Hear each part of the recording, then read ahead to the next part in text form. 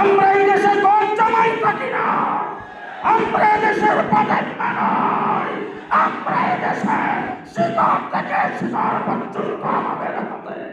একটা দেশ একটা সরকারি পরিচালনা করে। ফ্যাসিস্ট হাসিনা যেইভাবেই হোক, দিনের বুট রাতে করে হোক, বুট সেন্টারে কোনো মানুষ যায় নাই, বুট সেন্টার আমরা কুত্তা ঘুমাইতে দেখেছি। নজিরবিহীন 157টা আসন বিনা প্রতিদ্বন্দ্বিতায় ঘোষণা হইতে দেখেছি। যেইভাবেই হোক সরকার ছিল, প্রধানমন্ত্রী হিসাবে আমাদের দেশে চেপে বসেছিল। কিন্তু ওই সময় আরেকটা সরকার শাহবাগে কায়েম হয়েছিল, ইমরান এইচ সরকার। তখনকার সময়ে শেখ হাসিনার সরকারও তার মোকাবেলা করার মতো সেই সাধ্য ছিল না। আল্লামা আহমদ শফি রহমতুল্লাহ আলাইহির নেতৃত্বে ইমরান এইচ সরকারের মোকাবেলা আমরা করেছি। আজকে যারা আমাদেরকে বলেন মসজিদ থেকে ঘাট ধরে বের করে দিবেন, আপনাদের লোকজনের ফাঁসির দাবিতে শাহবাগ কায়েম হয়েছিল, মোকাবেলা আপনারা করতে পারেন নাই, আমরাই তার মোকাবেলা করেছি।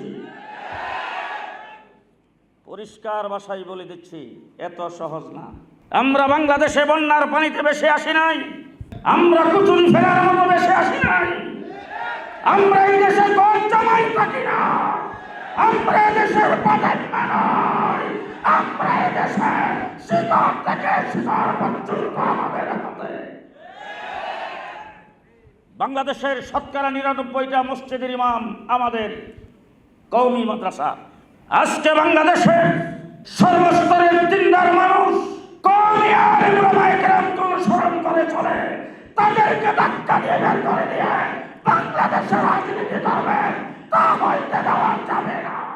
সংগ্রামী সাথী ও বন্ধুগণ, বাংলাদেশের রাস্তার মোড়ে মোড়ে ভাস্কর্যের নামে মূর্তি স্থাপন করে দেশটাকে মূর্তির রাজত্বে পরিণত করতে চেয়েছে। বাবার মূর্তি লাগানোর জন্য যাত্রাবাড়ির মোড়ে বিশাল গোলচক্কর করে সেখানে কোটি কোটি টাকা খরচ করে মূর্তি বানিয়েছিল। আল্লামা জুনায়েদ বাবনগরী, আল্লামা নূর হোসেন কাসেমের নেতৃত্বে আমরা এটা পরিষ্কার করে দিয়েছি। আমাদের সম্পর্কে কথা বলতে সাবধান, মুখ সামলায় কথা বলবে, আমাদের মুখ ছোটাবে না। আজকে দেখি অনেক বাড়িতে চোর ঢুকে, তো চোর যখন ঢুকতেছে এমন সময় বাড়িওয়ালা সজাগ হয়ে গেছে। চোর ঢুকলে বাড়িওয়ালা সজাগ হওয়ার পরে প্রথম কাজটা হইল চোর আইসে রে ধর।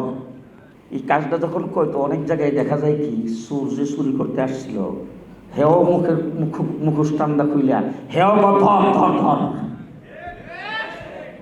এখন ওই সূর্যকে এটা তখন সবাই ধর ধর বলে, এদের ভিতরে সুর আসে কেউ চিনে না। গত 15 বছর যারা সরকারের দালালি করেছ, 15 বছর তোমাদের গায়ে আঁচড় লাগে নাই, জেল জুলুম নির্যাতন আমরা ভোগ করেছে। আজকে বাংলাদেশে উলামায়ে কেরামের বিরুদ্ধে বিসর্জন হবে, তাও বাংলার মাটিতে চলতে দেওয়া হবে না। শেষ কথা বলতে চাই, আপনারা কতটুকু জানেন জানি না, জেলখানার ভিতরে আমাদেরকে নির্যাতন করেছেন, রিমান্ডে নির্যাতন করেছেন। আজকে জনগণের সামনে দাঁড়ায়া পরিষ্কার ভাষায় বলতে চাই, আমার জুনায়েদ বাবনগরী তিনি স্বাভাবিক মৃত্যু হয় নাই, আমার নূর হোসেন কাসেম স্বাভাবিক মৃত্যু হয় নাই, তাদেরকে হত্যা করা হয়েছে।